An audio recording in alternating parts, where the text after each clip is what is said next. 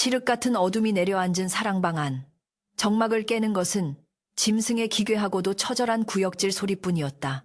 희미하게 타오르는 호롱불 아래 방바닥을 뒹구는 하얀 털뭉치가 고통에 찬 비명을 억누르며 온몸을 비틀고 있었는데 그 모습이 차마 눈뜨고 볼 수 없을 만큼 참혹하여 선비 윤재는 떨리는 손으로 붓을 놓치고 말았다.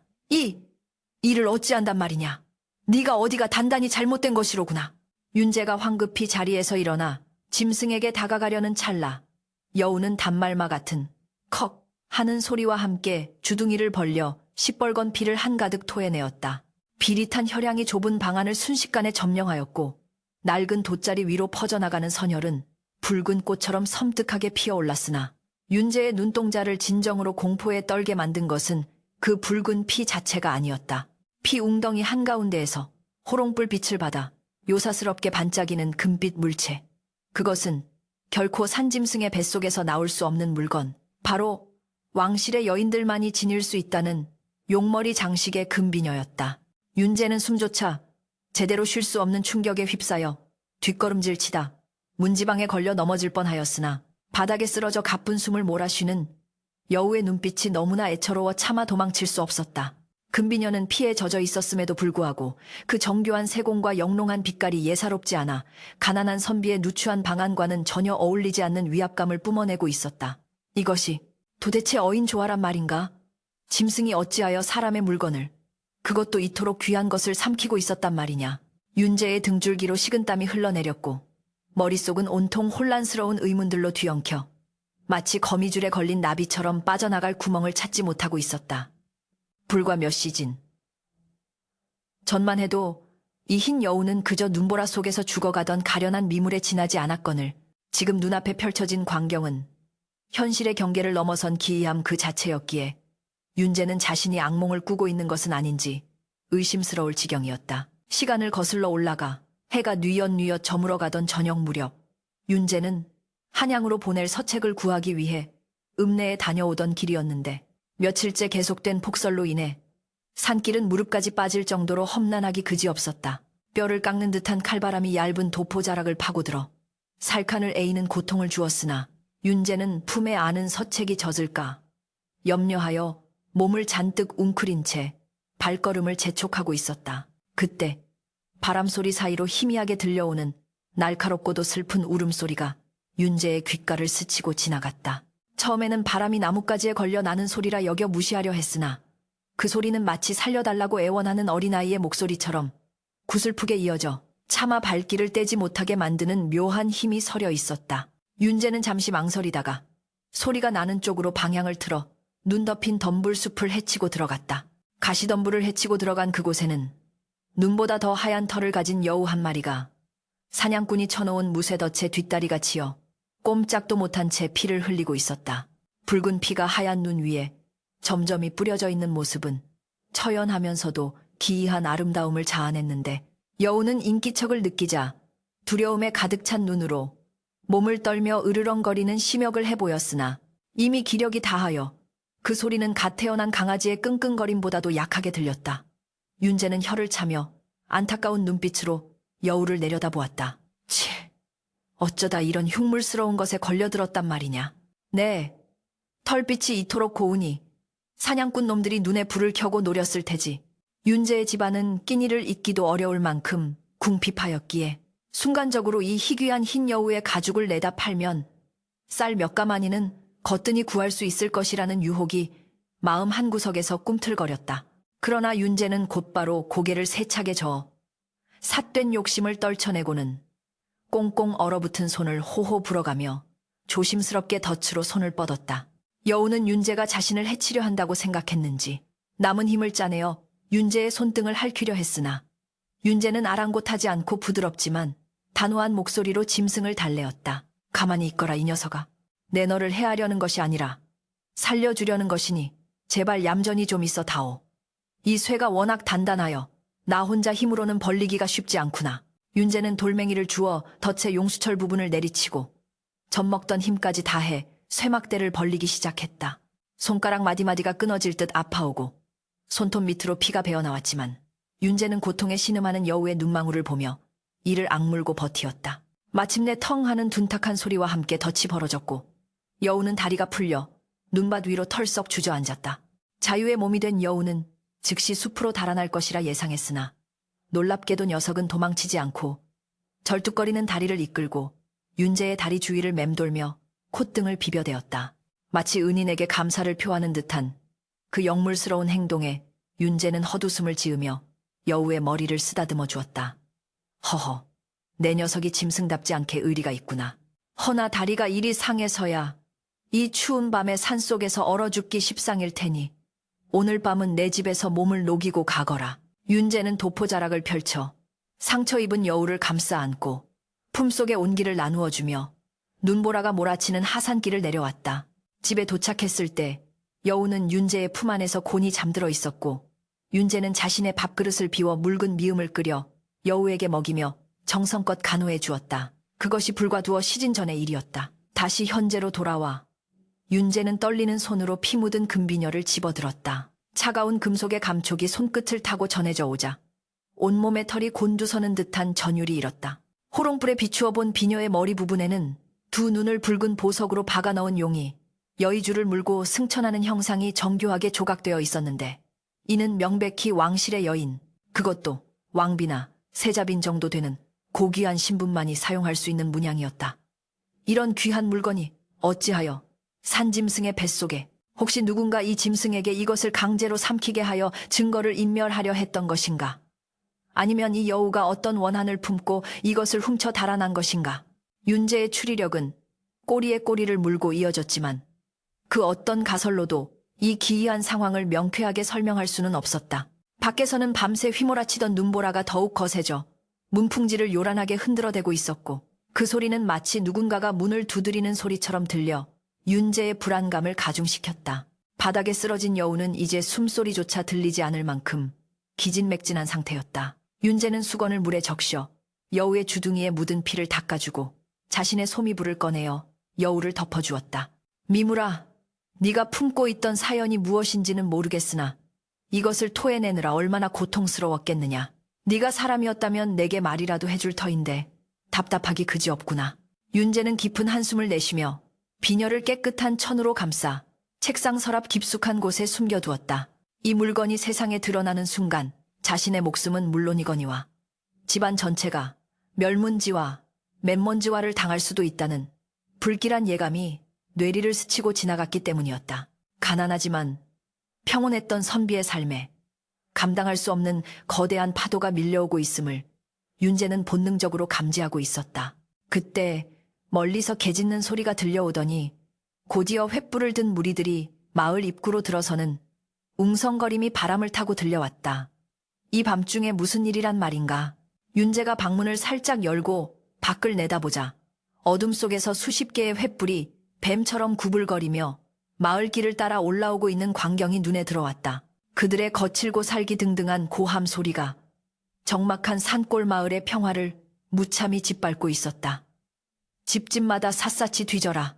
털끝 하나라도 놓쳐서는 안 된다. 흰 짐승을 보았거나 숨겨준 자가 있다면 즉시 차명에 처할 것이다. 관군들의 목소리는 명백히 윤재가 있는 이곳을 향하고 있었고 윤재는 심장이 덜컥 내려앉는 것을 느끼며 황급히 방문을 닫아 걸었다. 윤재는 방바닥에 누워있는 흰 여우를 내려다보았다. 여우는 여전히 의식을 잃은 채 가년은 숨만 몰아쉬고 있었고 그 옆에는 닦아도 지워지지 않는 붉은 핏자국이 선명하게 남아있었다.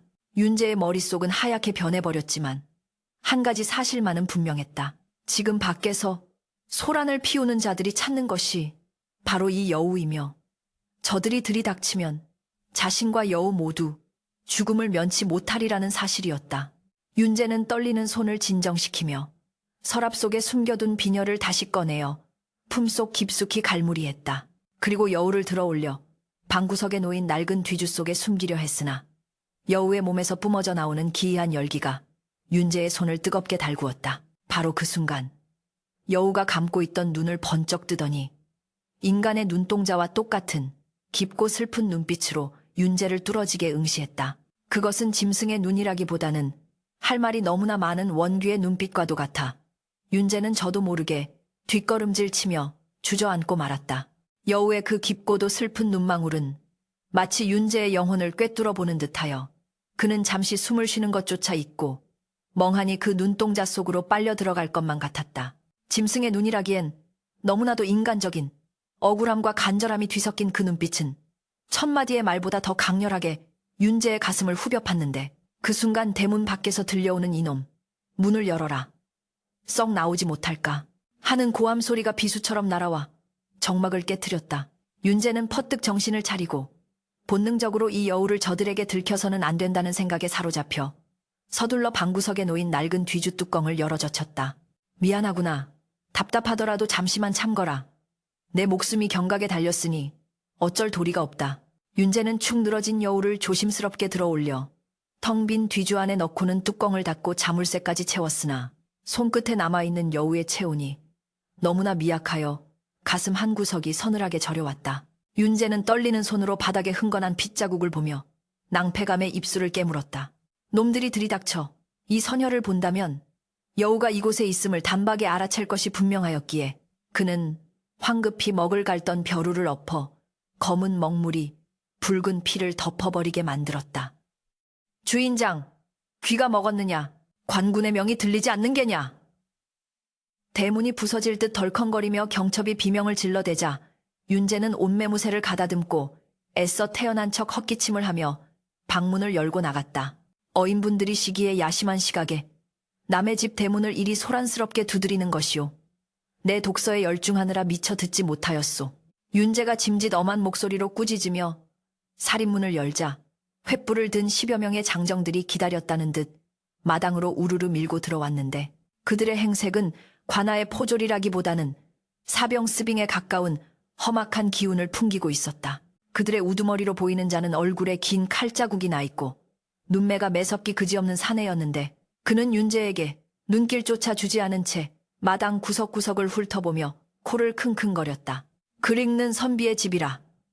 헌데 이 밤중에 웬 비릿한 짐승 냄새가 진동을 하는고. 우두머리는 흙투성이 신발을 신은 채 거침없이 마루 위로 올라와 윤재의 코앞까지 얼굴을 들이밀며 위협적으로 물었다.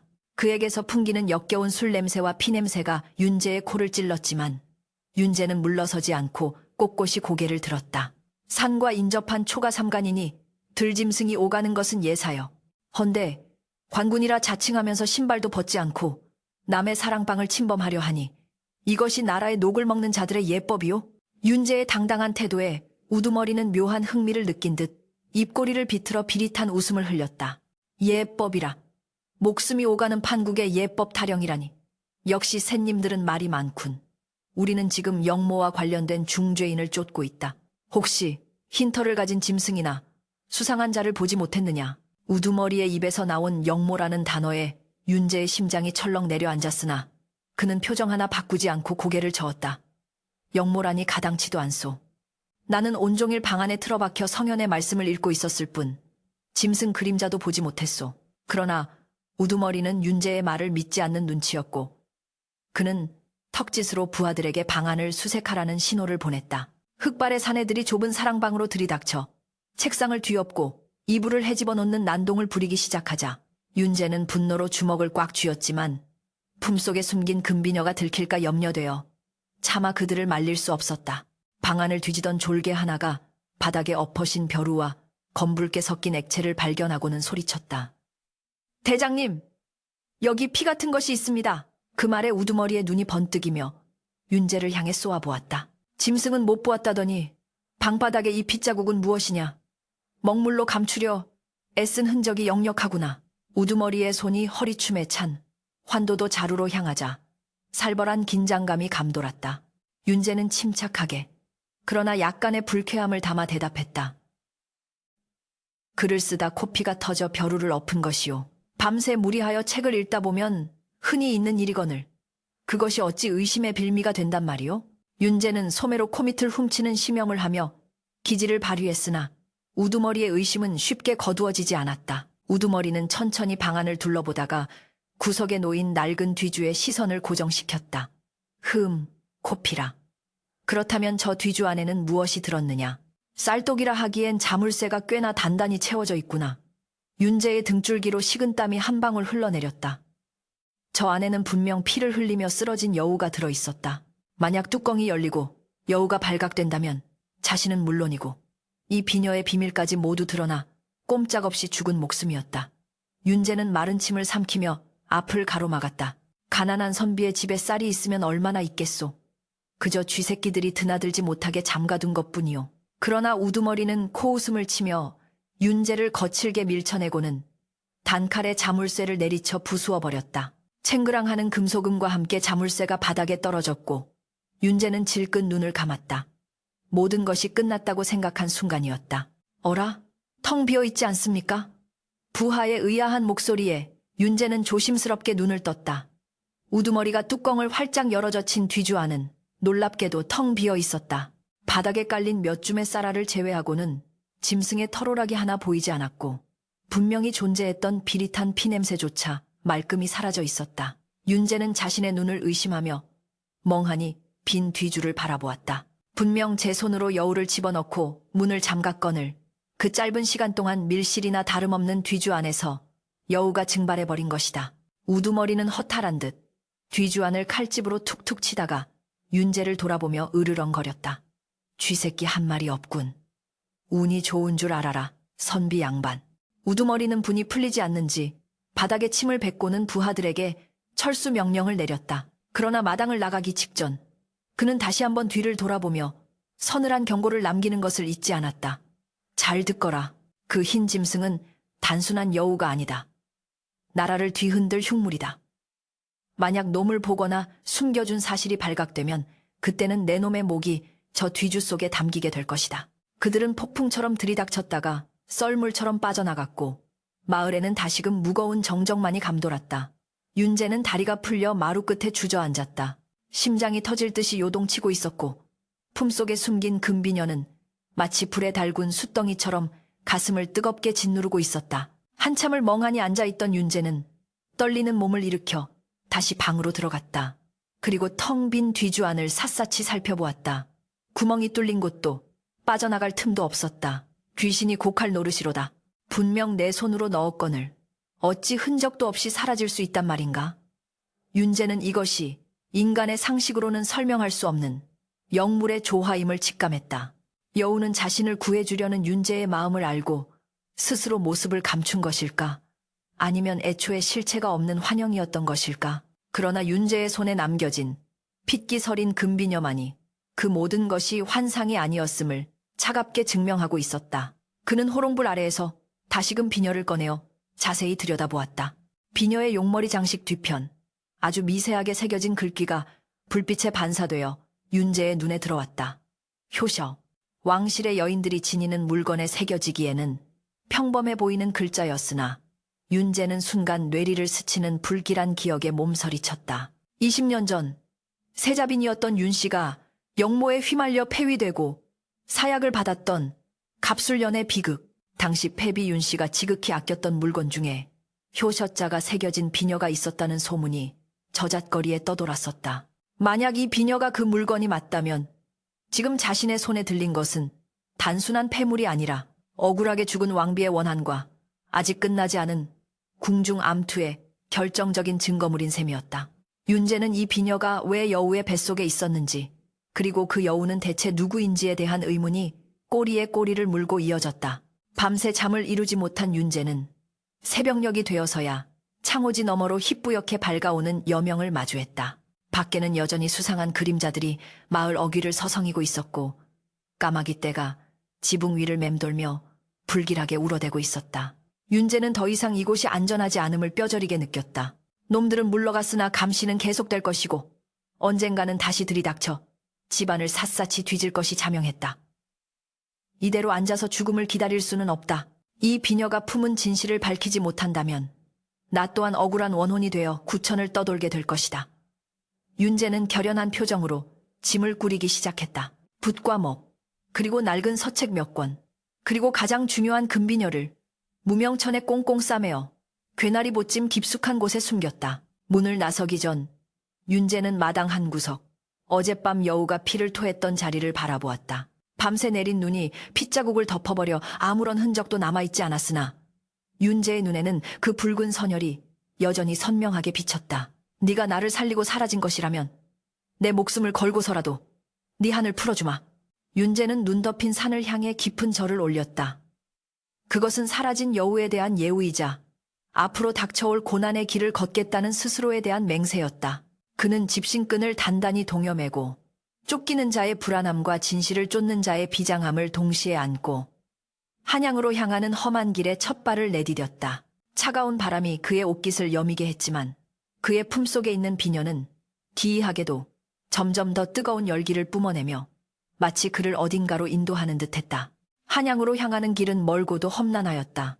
살을 애는 듯한 삭풍은 멈출 기미를 보이지 않았고 며칠째 이어진 폭설로 인해 고갯길은 분간조차 힘들 만큼 하얗게 지워져 있었다. 윤재는 헐어진 집신 사이로 파고드는 냉기를 이 악물고 견디며 한 발 한 발 내디뎠으나 육체의 고통보다 그를 더 짓누르는 것은 품속에 감춰진 금비녀의 무게였다.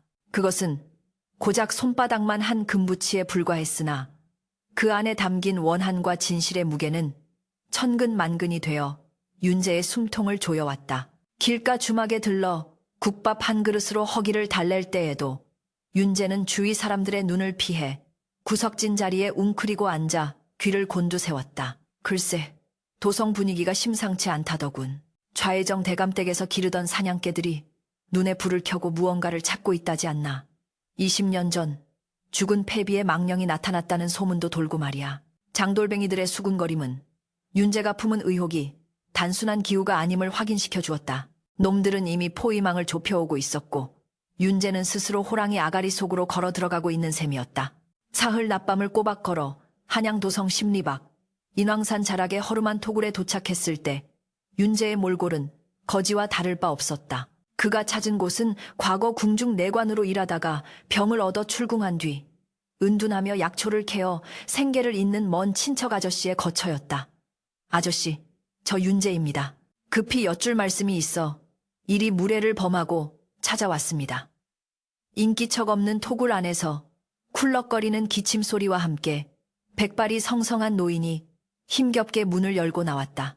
노인은 윤재의 남루한 행색을 보고 혀를 차며 방으로 들였으나 윤재가 떨리는 손으로 품속의 금비녀를 꺼내놓는 순간 노인의 눈동자가 지진이라도 난 듯 격렬하게 흔들렸다. 이건 자네가 이것을 어디서 구했단 말인가? 이것은 사람이 지녀서는 안 될 물건이야. 노인은 비명에 가까운 소리를 지르며 뒷걸음질 쳤고 그 공포에 질린 반응은 윤재의 심증을 확신으로 굳히기에 충분했다. 윤재는 무릎을 꿇고 간곡히 청했다. 이 비녀가 패비 윤 씨의 것이 맞습니까? 저를 살려준 흰 여우가 피를 토하며 남긴 것입니다. 이 안에 어떤 사연이 담겨 있는지 알아야만 합니다. 그래야 그 짐승의 넋이라도 위로할 수 있지 않겠습니까? 윤재의 진심 어린 호소에 노인은 한참 동안이나 마른 세수를 하며 갈등하더니 이내 체념한 듯 깊은 한숨을 내쉬며 비녀를 집어들었다. 자네가 기어이 화를 자초하는구나. 맞네. 이것은 갑술련 사약을 받고 돌아가신 패비 마마께서 지니셨던 잠룡금잠일세. 용이 물속에 잠겨 때를 기다린다는 뜻이지. 헌데 이 비녀에는 세상이 모르는 비밀이 하나 숨겨져 있다네. 노인은 떨리는 손으로 비녀의 용머리 부분을 잡고 꼬리 부분을 반대 방향으로 비틀기 시작했다. 끼익 하는 미세한 소리와 함께 통으로 되어 있는 줄 알았던 비녀의 몸통이 나사처럼 풀리며 분리되었다. 그 속은 텅 비어 있었는데 그 좁은 공간에서 돌돌 말린 얇은 비단 1000조각 하나가 툭 하고 떨어져 내렸다. 윤재의 심장이 쿵쾅거리며 요동쳤다. 그는 떨리는 손으로 비단 1000을 조심스럽게 펼쳤다. 세월이 흘러 빛이 바랬지만 그 위에 적힌 글씨는 검붉은 혈서였다. 손가락을 깨물어 피로 쓴 그 글귀는 원한과 절규가 서려 있어 보는 이의 가슴을 서늘하게 만들었다. 내 죄는 하늘이 알고 땅이 알 것이나 뱃속에 품은 용종은 죄가 없다. 간신 임사홍이 약탕에 독을 타 나를 죽이고 왕통을 끊으려 하니 훗날 누군가 이 글을 보거든 부디 내 억울함을 밝혀다오. 글을 읽어 내려가는 윤재의 손이 부들부들 떨렸다. 세상에 알려지기로는 패비가 투기를 일삼다 왕의 미움을 받아 사약을 받은 것으로 되어 있었으나 진실은 권력을 노린 간신배들의 모함이었고 심지어 당시 패비는 왕의 아이를 회임 중이었던 것이다. 그 아이마저 독살당했다는 사실은 천인공노할 만행이었다. 그렇다면 그 흰 여우는 윤재가 중얼거리자 노인이 눈물을 훔치며 말을 이었다. 전설에 따르면 억울하게 죽은 왕족의 혼은 승천하지 못하고 영물이 되어 구천을 떠돈다 하네. 아마도 그 여우는 패비 마마의 원혼이 깃들었거나 마마를 지키던 수호신이었을 게야. 20년 동안 이 증좌를 품고 있다가 자네 같은 의인을 만나 비로소 토해낸 것이지. 윤재는 눈시울이 뜨거워짐을 느꼈다. 말 못하는 짐승이 그 오랜 세월 동안 뱃속에 금속을 품고 살아가며 겪었을 고통을 생각하니 가슴이 미어지는 듯했다. 그것은 단순한 비녀가 아니라 한 여인의 한헌이자 짓밟힌 정의 그 자체였다. 이제 알겠습니다. 제가 해야 할 일이 무엇인지 명확해졌습니다. 이 혈서를 주상전하께 올려야 합니다. 윤재가 결의에 찬 눈빛으로 말하자 노인은 펄쩍 뛰며 만류했다. 안 되네. 지금 조정은 임사홍의 일파인 좌의정이 장악하고 있어. 대궐 문턱을 넘기도 전에 쥐도 새도 모르게 죽임을 당할 걸세. 그때였다. 밖에서 이보시오. 안에 누구 없소. 하는 낯선 사내의 목소리가 들려왔다. 윤재와 노인은 동시에 숨을 멈추고 서로를 바라보았다. 단순한 길손의 목소리가 아니었다. 살기가 섞인 먹잇감을 찾는 사냥꾼의 목소리였다. 노인이 황급히 윤재의 소매를 끌어 벽장의 낡은 판자를 뜯어내자 사람 하나가 겨우 기어갈 만한 개구멍이 나타났다. 여기로 나가면 뒷산 대나무 숲으로 이어지네. 어서 가게. 내 어떻게든 시간을 벌어볼 테니 뒤도 돌아보지 말고 뛰게. 윤재는 주저했다. 아저씨를 두고 혼자 갈 수는 없습니다. 그러나 노인은 윤재의 등을 거칠게 떠밀며 비녀와 혈서를 쥐어주었다. 이 늙은이 목숨은 중요치 않네. 자네 손에 20년 전의 진실이 달려있어. 어서 가라지 않나. 윤재가 이를 악물고 개구멍으로 몸을 밀어넣는 순간 토굴의 문이 박살나며 검은 복면을 쓴 자객들이 들이닥쳤다. 놈은 어디 있느냐? 흰 여우의 냄새가 이곳까지 이어졌다. 칼날이 부딪히는 소리와 노인의 비명소리가 들려왔지만 윤재는 차마 뒤를 돌아볼 수 없었다. 눈물로 범벅이 된 얼굴을 닦을 새도 없이 그는 대나무 숲을 향해 미친 듯이 달렸다. 나뭇가지가 얼굴을 핥히고 돌부리에 걸려 넘어지면서도 그는 품속의 비녀를 놓지 않았다. 등 뒤에서 저쪽이다. 놈이 뒷산으로 튀었다. 하는 고함 소리가 들려왔고 횃불의 불빛이 숲을 빠르게 훑어오고 있었다. 윤재의 심장은 터질 듯 고동쳤고 숨은 턱 밑까지 차올랐다. 한참을 달려 절벽 끝에 다다랐을 때 윤재는 더 이상 갈 곳이 없음을 깨달았다. 아래는 까마득한 낭떠러지였고 뒤에서는 자객들의 발소리가 점점 가까워지고 있었다. 절망적인 상황 속에서 윤재는 문득 주머니 속에 든 콩주머니를 만지작거렸다. 어릴 적 서당에서 아이들과 가지고 놀던 콩을 넣어 만든 조잡한 물건이었다. 그는 순간적인 기지를 발휘했다. 윤재는 콩주머니를 꺼내어 자신의 피를 살짝 묻힌 뒤 절벽 아래로 힘껏 던졌다. 툭 투두둑 하는 소리가 돌을 타고 굴러떨어지며 마치 사람이 미끄러져 떨어지는 듯한 소음을 만들어냈다. 그리고 윤재는 재빨리 근처의 바위 틈새 덩굴 식물로 뒤덮인 작은 동굴 속으로 몸을 숨겼다. 잠시 후 자객들이 절벽 위로 도착했다. 그들은 절벽 아래를 굽어보며 웅성거렸다. 발소리가 여기서 끊겼습니다. 아래로 떨어진 것 같습니다. 우두머리로 보이는 자가 횃불을 아래로 비춰보았으나 칠흑 같은 어둠 속이라 바닥은 보이지 않았다. 마계, 시신이라도 찾아야 확실할 터인데 경사가 급해 내려가기가 쉽지 않겠군. 날이 밝는 대로 수색조를 투입한다. 일단 철수한다. 자객들이 아쉬운 듯 발길을 돌리는 소리가 멀어질 때까지 윤재는 입을 틀어막고 숨소리조차 내지 않았다. 극한의 공포와 긴장감 속에서 그의 머릿속은 오히려 차갑게 식어가고 있었다. 이제 더 이상 물러설 곳은 없었다. 전공법으로는 도저히 저들을 뚫고 대궐로 들어갈 수 없다. 그렇다면 남은 방법은 단 하나. 그들이 전혀 예상치 못한 방법으로 가장 화려하고도 위험한 도박을 거는 수밖에 없었다. 윤재는 어둠 속에서 빛나는 금비녀를 다시 꺼내보았다. 혈서의 붉은 글씨가 마치 살아있는 듯 꿈틀거리는 것 같았다. 그는 20년 전의 억울한 죽음과 자신을 살리기 위해 희생한 노인의 얼굴, 그리고 그 모든 것의 시작이었던 흰 여우의 슬픈 눈망울을 떠올렸다. 내 목숨을 걸고 약조하마. 내일 해가 뜨면 한양 바닥이 발칵 뒤집힐 것이다. 놈들이 쳐놓은 그물망을 찢고 내가 직접 그들의 목을 죄러 갈 것이다. 윤재는 동굴 밖으로 보이는 그 독달을 바라보며 비장한 각오를 다졌다. 내일은 국왕이 종묘 송묘의 제사를 지내기 위해 행차하는 날이었다. 삼엄한 경비가 펼쳐지겠지만 동시에 만백성이 보는 앞에서 왕을 알현할 수 있는 유일한 기회이기도 했다. 윤제는 스스로 미끼가 되어 거대한 용의 턱 밑으로 뛰어들 계획을 세우기 시작했다. 밤바람에 대나무 잎들이 서걱거리는 소리가 마치 다가올 결전을 예고하는 북소리처럼 들려왔다. 종묘로 향하는 왕의 거둥이 시작되자 한양의 거리는 구름처럼 몰려든 인파로 인산인해를 이루었다. 둥둥둥둥 웅장한 대고 소리가 지축을 흔들며 행렬의 시작을 알렸고 오색 깃발이 바람에 펄럭이며 하늘을 뒤덮었으나 군중 틈에 몸을 숨긴 윤제의 귀에는 그 소리가 마치 자신의 심장을 옥죄어오는 사형 집행의 북소리처럼 들려왔다. 그는 삿갓을 깊게 눌러쓰고 얼굴을 가린 채 호시탐탐 기회를 엿보며 거친 숨을 삼키고 있었다. 길가에는 삼엄한 경비를 서는 금군진군들이 창을 번득이며 늘어서 있었고 그 너머로는 백성들이 엎드려 왕의 가마가 지나가기만을 기다리고 있었다. 윤제의 품속에 있는 잠룡금잠은 마치 주인을 알아본 듯 점점 더 뜨겁게 달아올라 그의 가슴팍을 데울 지경이었다. 오늘이다. 오늘이 아니면 영원히 기회는 없다. 윤제는 식은 땀으로 축축해진 손바닥을 도포자락에 문지르며 행렬의 중앙, 즉 왕이 탄 연이 가까워지기만을 기다렸다.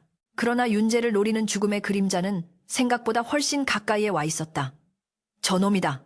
삿갓쓴 놈을 잡아라. 군중의 소음 속에서도 귀를 찢을 듯 날카로운 외침이 들려왔다. 고개를 돌린 윤제의 눈에 지난밤 토구를 습격했던 그 흉터난 자객 우두머리가 번뜩이는 눈으로 자신을 가리키는 모습이 들어왔다.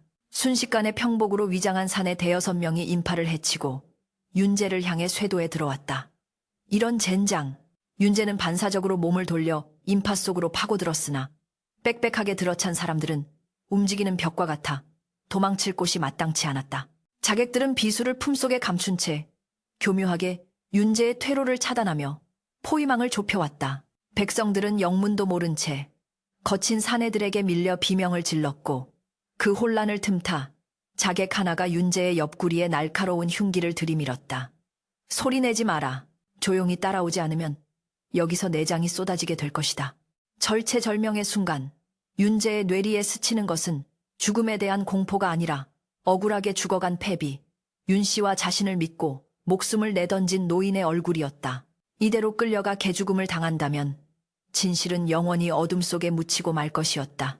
윤제가 마지막 발악으로 소리를 지르려던 찰나 갑자기 맑은 하늘에서 마른 번개가 치는 듯한 굉음과 함께 짙은 흰 안개가 골목 어귀에서 피어오르기 시작했다. 안개는 순식간에 자객들의 시야를 가렸고 그 속에서 푸른빛이 감도는 두 개의 눈동자가 도깨비불처럼 타올랐다. 으악! 저게 뭐야? 자객 중 하나가 비명을 지르며 뒷걸음질 쳤다. 안개 속에서 형체를 드러낸 것은 다름 아닌 그 흰 여우였다. 하지만 예전에 작고 상처 입은 짐승이 아니었다. 꼬리가 9개나 달린 듯 일렁이는 기운을 내뿜으며 덩치가 집채만하게 커진 환영, 이 자객들을 향해 포효하고 있었다. 여우의 눈빛은 서늘한 살기를 띠고 있었고 그 기세에 눌린 자객들은 허공에 칼질을 해대며 혼비백산하여 흩어졌다. 지금이요! 어서 가시오! 윤제의 귓가에 낯선 그러나 어딘가 익숙한 여인의 목소리가 들리는 듯했다. 환청인지 실제인지 구분할 겨를도 없이 윤제는 여우가 만들어준 틈을 타 대로변으로 미친 듯이 뛰쳐나갔다. 금군들이 늘어선 저지선이 눈앞에 보였고 그 너머로 황금색 용이 조각된 왕의 가마가 위엄있게 지나가고 있었다. 윤제는 젖먹던 힘을 다해 소리쳤다. 전하, 억울함을 호소하러 온 백성이 있사옵니다. 전하. 그의 외침은 북소리에 묻혀 희미하게 흩어졌으나 그는 멈추지 않고 금군들의 창을 피해 행렬 한가운데로 몸을 던졌다. 멈춰라. 어가 행렬에 뛰어들다니 내 놈이 미친 것이냐. 금군 별장이 칼을 빼들고 윤제의 앞을 가로막았고 서슬퍼런 창날들이 그의 목을 겨누었다. 윤제는 무릎을 꿇으면서도 높이 쳐든 손에 쥐어진 금비녀를 놓지 않았다. 햇빛을 받은 금비녀가 눈부신 광채를 뿜어내자 가마 안에 앉아있던 왕의 시선이 그곳에 머물렀다. 잠깐, 멈추어라. 왕의 낮은, 그러나 위엄있는 목소리가 장내의 소란을 잠재웠다. 가마에 발이 거치고 용포를 입은 왕이 모습을 드러냈다. 왕의 눈은 윤제가 들고 있는 비녀에 고정되어 있었다. 저것은 내 어머니의 비녀가 아니냐. 저 자를 가까이 오게 하라. 왕의 명에 금군들이 길을 열었고 윤제는 떨리는 다리를 이끌고 가마 앞으로 나아가 엎드렸다. 그때 행렬의 선두에 있던 좌의정 임사홍이 사색이 되어 달려왔다. 전하, 저 자는 필시 자객이옵니다. 흉측한 물건으로 전하를 해하려는 것이 분명하오니 당장 목을 베어야 마땅하옵니다. 임사홍의 눈은 공포와 살기로 이글거리고 있었고 그는 금군들에게 눈짓을 보내 윤제를 즉결 처형하려 들었다. 하지만 왕은 손을 들어 그를 제지했다. 자객이 비녀를 들고 오겠느냐. 좌의정은 무엇이 그리 두려워 이다지도 서두르는가. 왕의 서늘한 일갈에 임사홍은 입을 다물었으나 그의 손은 부들부들 떨리고 있었다. 그래, 내 놈은 누구이며 어찌하여 그 비녀를 가지고 있는 것이냐. 왕의 물음에 윤제는 피 묻은 비단 천과 비녀를 두 손으로 받쳐 올렸다. 소인, 강원도 산골에 이름 없는 선비, 윤제라 하옵니다.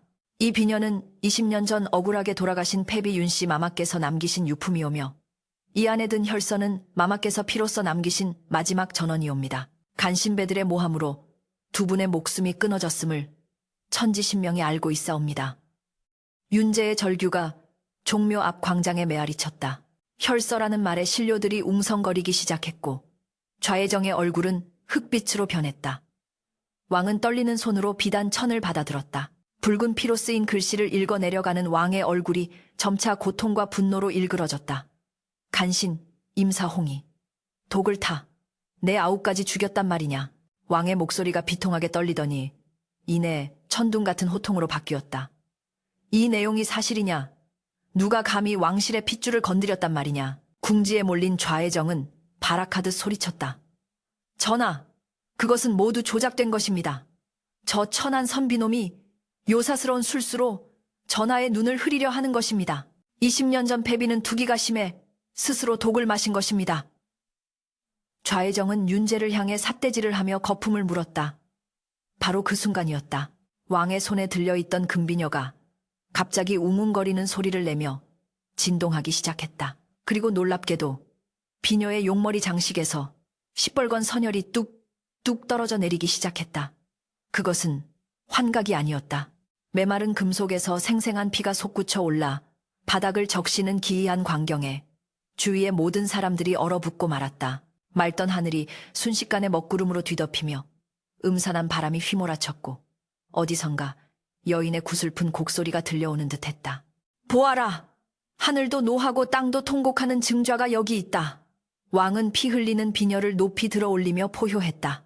이 비녀가 피를 토하고 있다. 짐승도 무생물도 어미의 원통함을 이리 알리는데 내 놈들은 어찌 손바닥으로 하늘을 가리려 하느냐. 비녀에서 뿜어져 나온 붉은 기운이 마치 살아있는 뱀처럼 좌의정을 향해 뻗어나갔다. 좌의정은 아니 되옵니다. 패비마마 살려주시오 하며 헛것을 본 사람처럼 뒷걸음질 치다 제 발에 걸려 나뒹굴었다.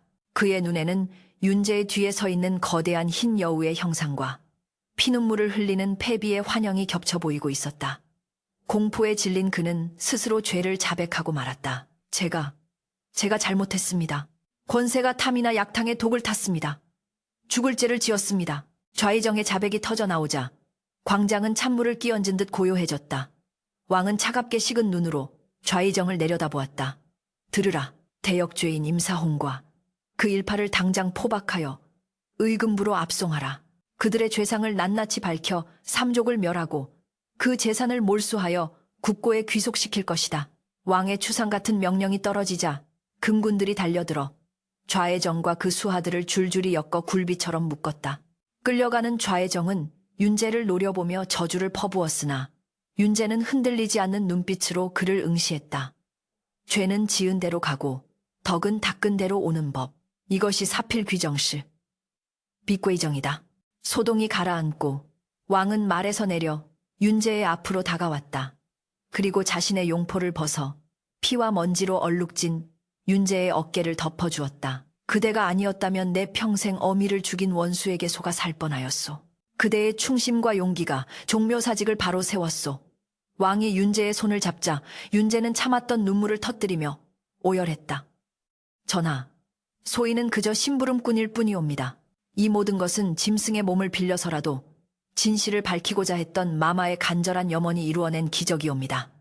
윤재는 품속에서 희미해져가는 흰 여우의 온기를 느꼈다.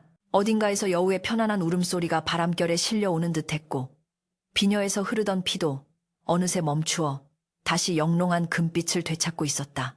구름 사이로 한 줄기 햇살이 비추며 피비린내 나던 재판의 끝을 알리고 있었다. 그러나 윤재는 알고 있었다. 이것이 끝이 아니라 새로운 시작임을, 그리고 자신을 지켜주었던 그 신비로운 존재와의 작별이 다가오고 있음을. 한양의 하늘을 뒤덮었던 먹구름이 걷히고 거짓말처럼 맑은 햇살이 궁궐의 기와지붕 위로 쏟아져 내렸다. 좌예정 임사홍과 그 추종 세력들이 처형되던 날, 도성의 백성들은 거리에 나와 만세를 불렀고 그 함성은 마치 20년 묵은 체증이 내려가는 듯한 시원함을 담고 있었다. 억울하게 폐위되었던 윤씨는 복이 되어 재헌 왕후, 직헨, 왕허라는 시호를 받게 되었고 그녀의 신주 산주가 종묘에 안치되는 날에는 하늘에서 서광이 비추어 만 백성이 눈물로 그 넋을 위로하였다. 피비린내 나는 권력투쟁의 소용돌이 속에서 이름 없는 선비 윤재가 쏘아올린 진실의 화살은 썩어 문드러진 조정의 환부를 도려내고 다시금 정의라는 새살이 돋아나게 하는 기적을 만들어낸 것이었다. 모든 소란이 가라앉은 뒤 왕은 윤재를 편전변된으로 불렀다. 화려한 단청과 은은한 향냄새가 감도는 편전한 왕은 용상에서 내려와 윤재의 손을 맞잡았다. 그대의 공이 지대하다. 내 그대에게 호조 참판의 벼슬을 내리고 도성 내의 99칸 기와집과 비옥한 전답을 하사하여 그 충정에 보답하고자 한다. 부디 내 곁에 남아 이 나라의 기둥이 되어 다오. 그것은 가난한 선비에게는 꿈조차 꿀 수 없는 파격적인 제안이자 평생의 부귀영화를 보장하는 달콤한 유혹이었다. 그러나 윤재는 정중히, 하지만 단호하게 고개를 저으며 엎드려 절을 올렸다. 전하, 성은이 망극하옵니다. 하오나 소인은 벼슬길에 뜻이 없사옵니다. 이번 일을 겪으며 권력이라는 것이 얼마나 허망하고 무서운 칼날 위에 서 있는 것인지 뼈저리게 깨달았습니다. 윤재는 잠시 말을 고르다 그윽한 눈빛으로 허공을 응시하며 말을 이었다. 소인이 본 것은 짐승의 뱃속에서 나온 금비녀였습니다. 가장 고귀해야 할 왕실의 보물이 가장 비천한 짐승의 피 속에 섞여 나오는 그 참혹한 광경을 보며 소인은 인간의 탐욕이 만들어낸 비극에 몸서리쳤습니다. 이제 소인은 고향으로 돌아가 흙을 일구고 글을 읽으며 저를 살리고 사라진 그 흰 짐승의 넋을 기리며 조용히 살고자 합니다. 부디 이 어리석은 선비의 청을 거두어 주시옵소서. 왕은 윤재의 맑은 눈동자에서 굳은 결심을 읽고는 탄식하며 고개를 끄덕였다. 허허, 진정한 선비로다. 내 그대의 뜻을 꺾을 수는 없겠구나. 허면 그대가 원하는 대로 하라. 대신 내 친필로 쓴 현판과 귀한 매화나무 묘목 한 그루를 내릴 터이니 이것마저 거절하지는 말라. 윤재는 왕이 하사한 묘목과 현판을 소중히 품에 안고 화려한 도성을 뒤로 한 채 다시 고향으로 향했다. 올 때와 달리 따스한 봄바람이 불어오는 귀향길이었지만 윤재의 마음 한구석에는 채워지지 않는 허전함이 자리 잡고 있었다. 그것은 생사고락을 함께했던, 아니 자신을 죽음의 위기에서 구해준 그 신비로운 흰 여우에 대한 그리움이었다. 집에 도착한 윤재는 가장 먼저 무너진 쌀독을 치우고 그날 밤 여우가 피를 토하며 쓰러졌던 마당 한 구석을 정성스럽게 쓸고 닦았다. 비록 핏자국은 비바람에 씻겨 사라졌으나 윤재의 기억 속에는 그 붉은 선혈이 어제 일처럼 선명하게 남아있었다. 네가 아니었다면 세상의 정의도 나의 목숨도 없었을 것이다. 비록 미물이라 하나 너는 나에게 스승이자 은인이었다. 윤재는 왕이 하사한 매화나무 묘목을 그 자리에 심었다. 흙을 덮고 물을 주며 그는 맹세했다. 내 평생 너를 잊지 않고 네가 보여준 의로움을 가슴에 새기며 살겠다. 부디 좋은 곳으로 가 편히 쉬거라. 그날 이후 윤재는 조정의 부름을 모두 거절하고 초야에 묻혀 학문에만 정진했다. 마을 아이들을 모아 글을 가르치며 사람이 짐승보다 못한 짓을 해서는 안 된다는 가르침을 끊임없이 전파했다. 그의 명성은 날로 높아져 전국 각지에서 선비들이 찾아와 가르침을 청했으나 그는 언제나 겸손한 태도로 그들을 맞이하며 청렴 결백한 삶을 이어갔다. 세월은 유수와 같이 흘러 어느덧 수십 년이 지났다. 윤재가 심었던 매화나무는 어느새 지붕을 덮을 만큼 거목줌으로 자라났다. 기이하게도 그 나무에서 피는 매화꽃은 다른 나무보다 유독 희고 탐스러웠는데 달빛을 받으면 마치 흰 짐승의 털처럼 은은한 광채를 뿜어내어 마을 사람들은 이를 백홈의 박훔의 흰 여우 매화라 불렀다. 꽃이 필 때면 그 향기가 심리 밖까지 퍼져나갔고 그 향기를 맡은 사람들은 마음속에 삿된 욕심이 사라지고 평온함을 느꼈다고 전해진다. 윤재는 늙어 백발이 성성한 노인이 되어서도 매일 아침 저녁으로 그 나무 아래에 앉아 차를 마시며 나무를 쓰다듬곤 했다. 마치 오래된 벗과 대화를 나누는 듯한 그 모습은 보는 이들로 하여금 경외심을 자아내게 했다. 그러던 어느 해 겨울, 유난히 눈이 많이 내리던 밤이었다. 윤재는 노쇠하여 기력이 다했음을 직감하고 자리에 누워 있었다. 창밖에는 20년 전 그날처럼 거센 눈보라가 휘몰아치고 있었고 문풍지는 윙윙거리며 구슬픈 소리를 내고 있었다. 이제 갈 때가 되었구나.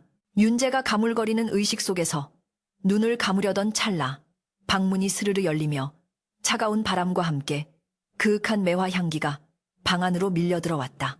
윤재가 힘겹게 눈을 뜨자 그곳에는 믿을 수 없는 광경이 펼쳐져 있었다. 눈부시게 하얀 소복을 입은 절세의 미모를 가진 여인이 방 안에 들어와 사뿐히 절을 올리고 있었다. 여인의 얼굴은 달처럼 환했고 그 눈동자는 윤재가 평생 잊지 못했던 그 깊고 슬픈 눈빛을 하고 있었다. 그러나 이제 그 눈에는 슬픔 대신 따스한 감사와 평온함이 가득 담겨 있었다. 선비님, 오랜 세월 저를 잊지 않고 기억해 주셔서 감사합니다. 덕분에 저의 억울함도 주인의 원한도 모두 씻겨 나갔습니다. 여인의 목소리는 옥구슬이 구르는 듯 맑고 고왔다. 윤재는 떨리는 손을 뻗어 여인을 잡으려 했다. 아, 그대였구나. 그 흰 여우가. 이제야 다시 만나는구나. 여인은 빙그레 미소 지으며 윤재의 손을 살며시 잡았다. 그녀의 손은 차가웠지만 그 냉기 속에 담긴 온기는 윤재의 영혼을 편안하게 감싸 안았다. 이제 저와 함께 가시지요. 고통 없는 곳에서 매화 향기 맡으며 영원히 평안하시기를. 여인의 부축을 받으며 일어난 윤재의 몸은 깃털처럼 가벼워졌다. 그는 자신의 낡은 육신이 방바닥에 고요히 누워있는 것을 바라보며 미련 없이 문지방을 넘었다. 밖으로 나오자 눈보라는 멈추고 하늘에는 수만 개의 별이 쏟아질 듯 빛나고 있었다. 마당에 서 있는 거대한 매화나무가 가지를 흔들어 눈꽃을 흩날리며 그들을 배웅했다. 윤재와 여인은 나란히 달빛 속으로 걸어 들어갔고 그들의 뒷모습은 점차 희미해지다가 하얀 눈발 속으로 완전히 녹아들었다. 다음 날 아침 마을 사람들이 윤재의 집을 찾았을 때 그는 마치 잠든 듯 평온한 얼굴로 세상을 떠나 있었다. 그의 얼굴에는 갓 태어난 아이와 같은 해맑은 미소가 서려 있었다. 사람들은 그가 신선이 되어 하늘로 올라갔다며 슬퍼하기보다는 그의 고귀한 삶을 칭송하였다. 장례를 치르던 날 마을 사람들은 기이한 현상을 목격했다. 한겨울 엄동설아님에도 불구하고 마당에 심어진 백호매가 일제히 꽃망울을 터뜨려 만개만가해한 것이었다. 눈 덮인 가지마다 흐드러지게 핀 하얀 매화꽃은 그 어느 때보다 짙은 향기를 뿜어내며 윤재의 마지막 가는 길을 배웅하였다. 이후로도 오랫동안 그 마을에는 전설 같은 이야기가 전해져 내려왔다. 억울한 일을 당한 사람이 윤재가 살던 집터의 매화나무 아래에서 기도를 올리면 꿈속에 흰 여우가 나타나 해결책을 일러주거나 위로를 건넨다는 이야기였다. 사람들은 짐승도 은혜를 입으면 목숨을 바쳐 갚는데 하물며 만물의 영장이라 자처하는 인간이 어찌 의리를 저버리고 탐욕을 쫓을 수 있겠느냐며 윤재의 삶을 거울 삼아 자신을 되돌아보곤 했다. 붉은 피 속에 남겨진 금비녀의 비극은 그렇게 세월의 흐름 속에 씻겨나가고 오직 매화 향기 가득한 아름다운 이야기만이 남아 후대 사람들의 가슴 속에 영원히 피어나게 되었다.